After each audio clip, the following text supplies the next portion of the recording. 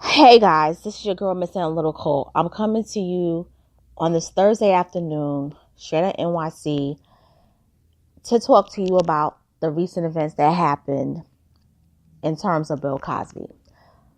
As you all have known, for the past year, when I start out my show, I always start out with the introduction. I play a sound effect in the background, and then I open up my show to discuss the topic. But because of what has occurred this week in terms of the lynching of Bill Cosby as a whole, I haven't been even in the mood to even talk about what's going on in the news. It has taken a lot for me to even be able to talk about it.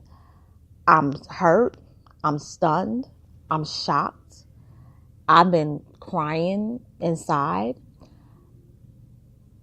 I haven't even looked at any newspapers when I go outside. That's how serious I am and how hurt I am about what has happened to this man. This man, William H. Cosby Jr. I'm sorry, let me repeat that. Let me rephrase that. Dr. William H. Cosby Jr. is an American icon. He did something that no other comedian ever did. He became an international celebrity within the years of 3 years. He won Emmy Awards for being not a comedic actor, but being in a dramatic role. For 3 straight years, he was the best actor in a television drama series winner.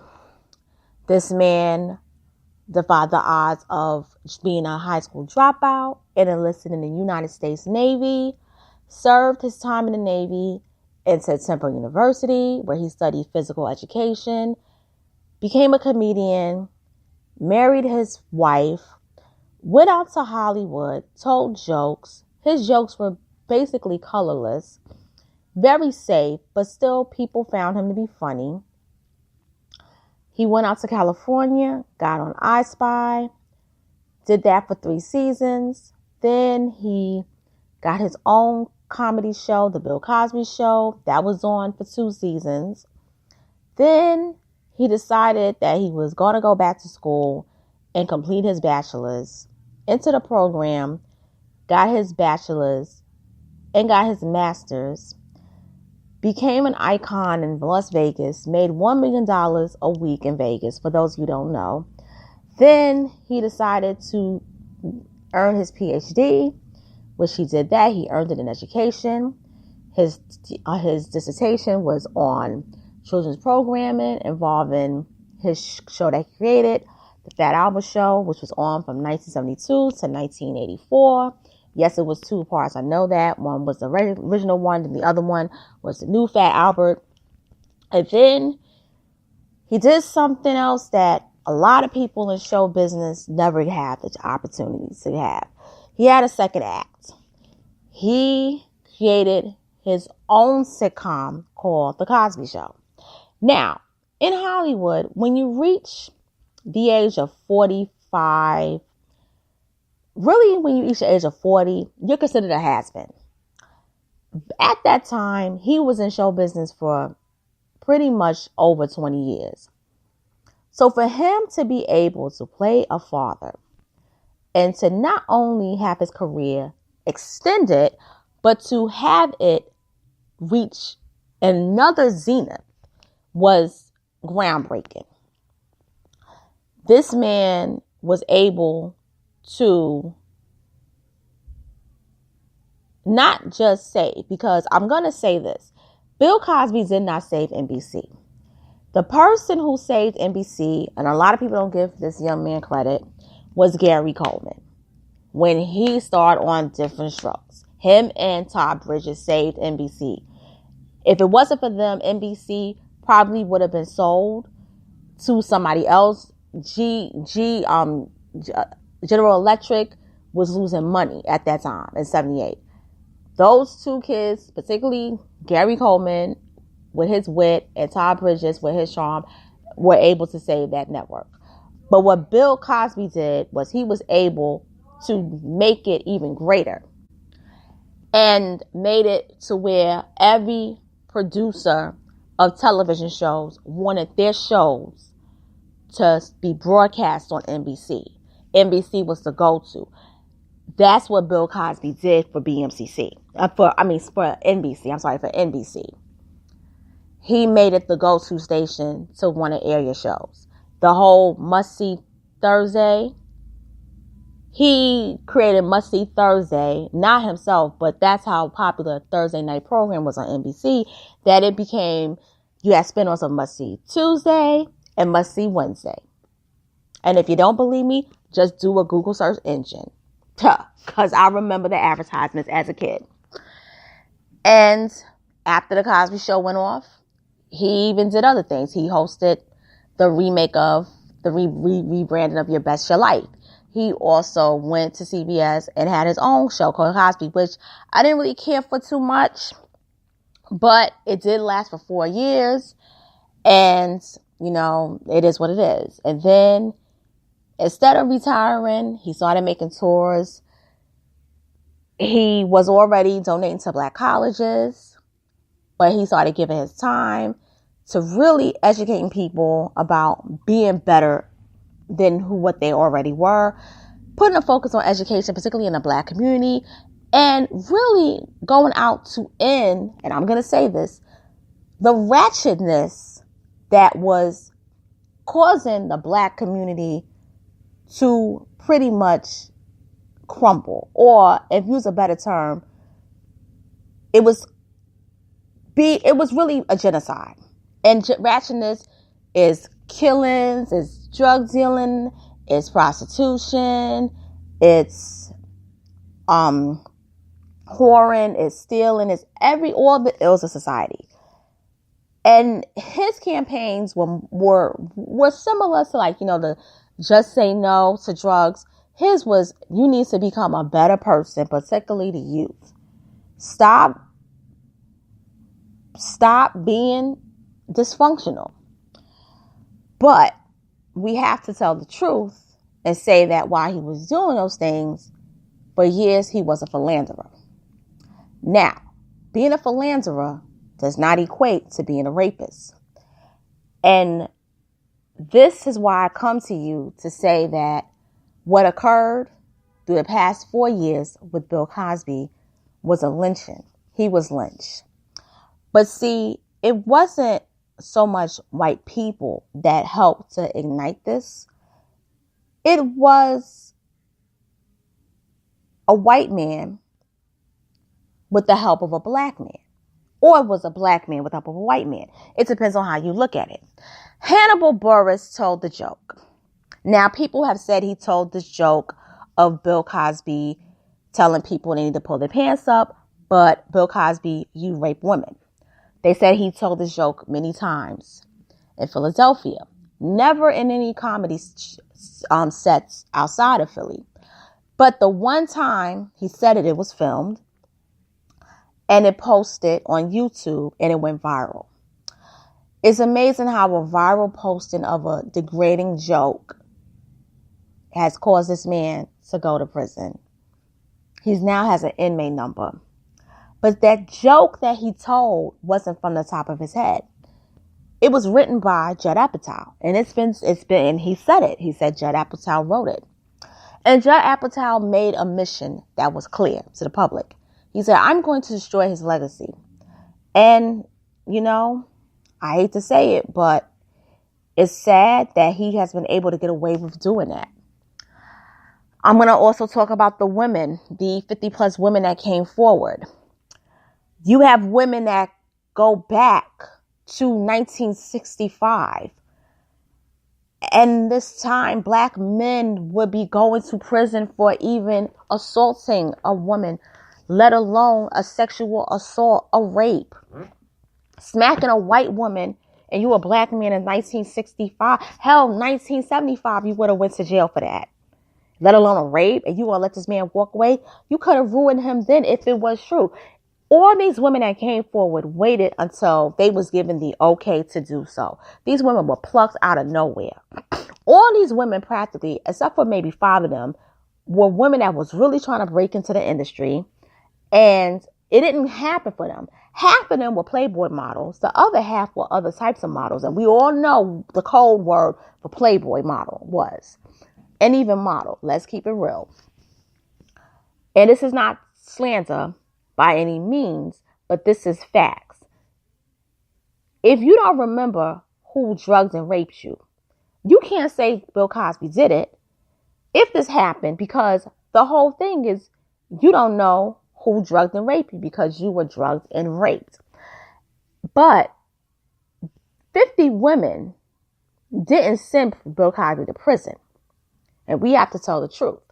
What really sent him to prison was a judge and a DA that was on a mission to take him down by plucking up an old case that was settled out of court that involved Andrea Constant, who has been known to have a mother who's not only a racist, but a known liar. Okay? The original DA did not want to prosecute the case. He had the opportunity to do so, and he looked at the facts and said, this is not a case that needs to be prosecuted. If both parties want to settle, that's between them. It's a civil matter, but this is not a criminal matter. There was insufficient evidence. But this DA, Kenneth Stone, made it his mission to, and it was only one thing that was on his platform when he ran for DA. And that was to convict Bill Cosby. And he got in. And I don't even believe this man really got voted in. I just think he got placed there to do it. And I believe that he's not going to serve anymore because he's probably not good at what he does. But he got in. And this whole case was about maybe a couple of months or weeks before the statute of limitations were going to run out. And they got it. He got indicted. They went to trial. The first trial, it was a hung jury. The second trial, we all know what happened. He was convicted. But what bothered me the most was the black people that carried the torch for Andrea Constance and the women that we know are known liars in Hollywood. And I'm going to say their names. The number one person I'm going to come for is D.L. Hughley. I'm going to come for Larry Whitmore. I'm coming for Amber Phillips. No, you're not a Hollywood talent, but you want to be famous so bad. I'm going to give you that. I'm going to put you in there. I'm going to search you in there since you wanted to dance all up and down News 1 with your mouth. Because you can hardly walk. You really pushed for that. You pushed for that narrative, that lie, that Bill Cosby was a rapist. So I'm going to give you that shine that you want. Because since you so desperately want to be famous, I'm going to give you that. Amber Phillips. Then I'm going to come for your friend, Charlamagne the God. He was pushing that too. And I will say this, and I'll say it. I believe wholeheartedly 1,000% that you raped Jessica Reed. And I believe that she was trying to get at Malika Joyner. Yes, I said it. I also put that work in on Don Lemon. Because he brought out all those women on his show. And that little whore, Amber Rose. You know, it's really funny that these Amber names, you know, they both have in common that they believe that Bill Cosby was a rapist. Yeah, Amber Rose, you want to wish death on somebody? Let me tell you something. You will never even have the ounce of talent and the ounce of fame that this man has altogether. Nobody respects you. You are a harlot. You got put on through being a video harlot through Kanye West. And when Kanye dumped you, because he saw that you weren't adding any value to him, he got somebody that could. And you can say what you want to about Kim Kardashian, but I'll take him As much as I over Amber Rose, because at least Kim know how to keep her mouth shut. I will give her that. But this one here, you want to wish death for somebody? And you want to have slut watch? You want to call yourself a feminist? You ain't no feminist. You are what you are. You are a slut. Okay, and your career in Hollywood has collapsed. It has crumbled. Nobody wants you because they're seeing that they can't take that stench of you being a stripper from Sue's Rendezvous off of you. Okay? Now I'm going to go into some more people. Cheryl Underwood. You and him got something in common. Y'all was part of the Divine Nine of fraternities, black fraternities and sororities. But still, you carried on that narrative that he was a rapist.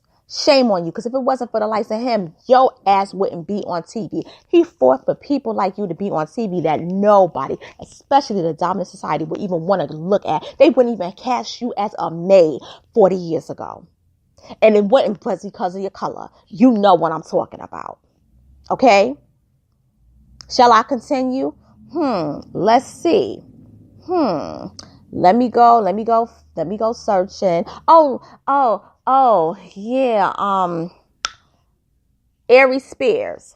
Talented dude, but you too are a coon.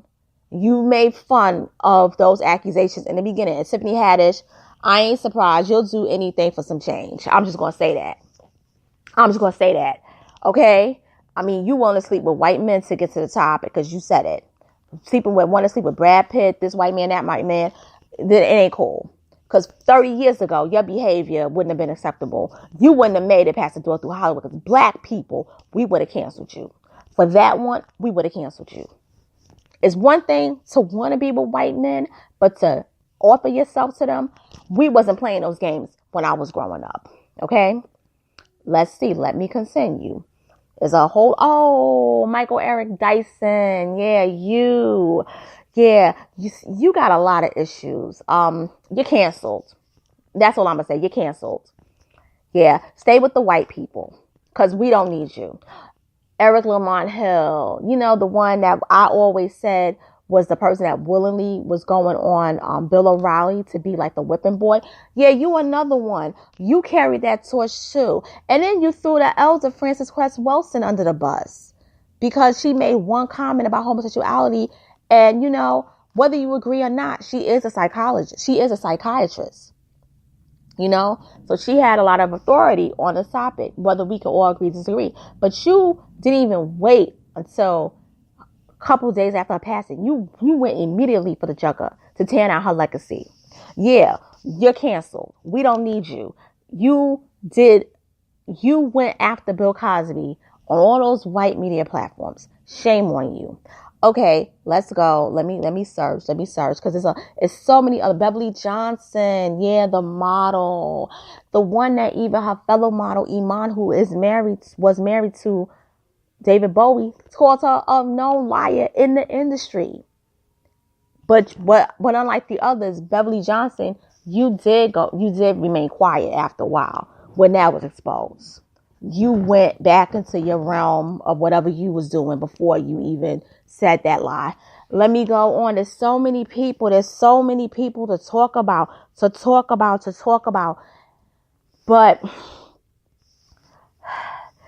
it's just so hurtful that,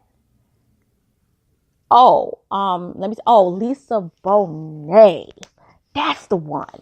The one that was on Bill Cosby's show for like the first 3 seasons. Then she got her own spinoff on Different World because he was appeasing her. The one that also started Angel Heart and he complained about it because he didn't know she was going to do that nasty sex scene with homeboy. What's his name? Mickey Rourke, the one that face is so messed up from boxing that he walking around Hollywood acting like how you doing? Yeah, him. She got so mad at him because she thought he was controlling her life. And even when he gave her own spinoff called A Different World, she still wasn't happy. So then he sent her back to the Cosby Show. And then instead of being on the Cosby Show and still being happy, he gave her a husband and a stepchild. And I'm going to get to that stepchild later because I got a lot to say about that little bitch. And then she left after the 7th season, and she always had this hatred for him. But she had to say and put her 2 cents that the accusations were most likely true.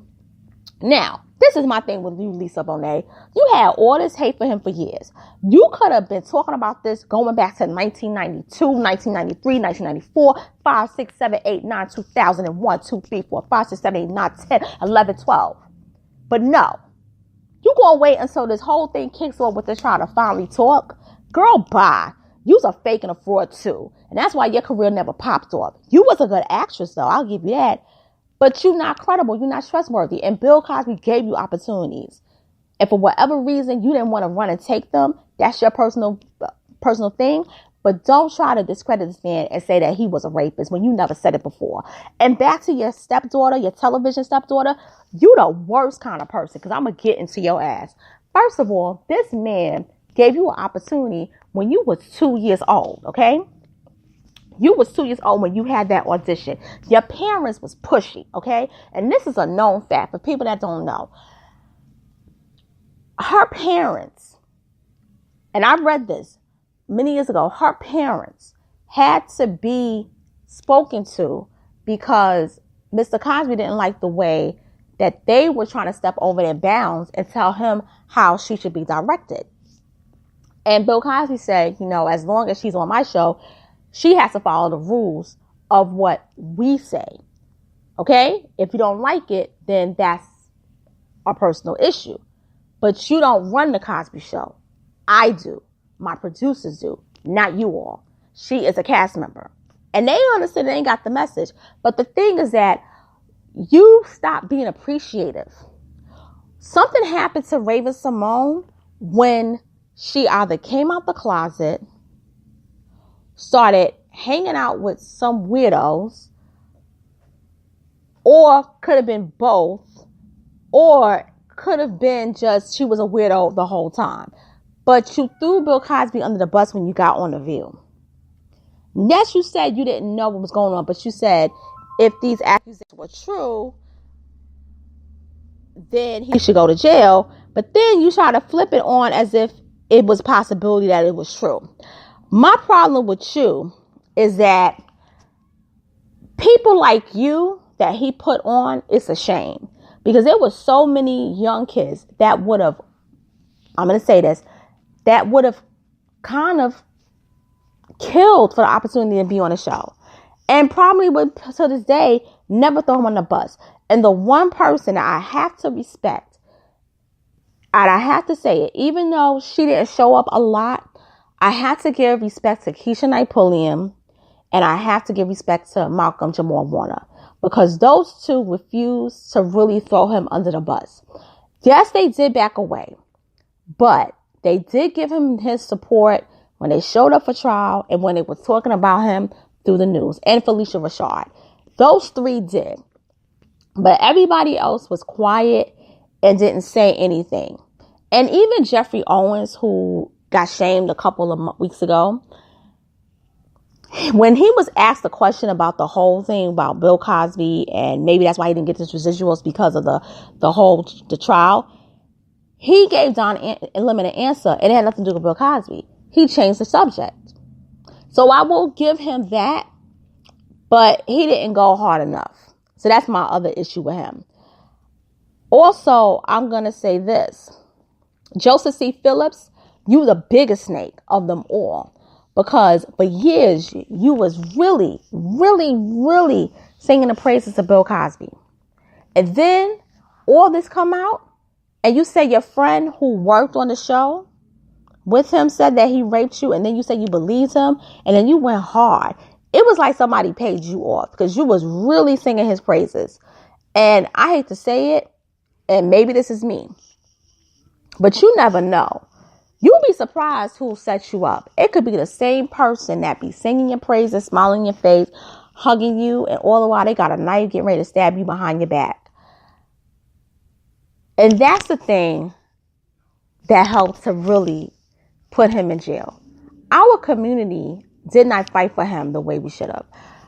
I did what I could. I made videos talking about it. I did a Me Too movement expose. I also spoke about Camille Cosby filing that the paperwork to have the judge be investigated for being unethical in the trial because he didn't disclose information about having a beef with the former DA.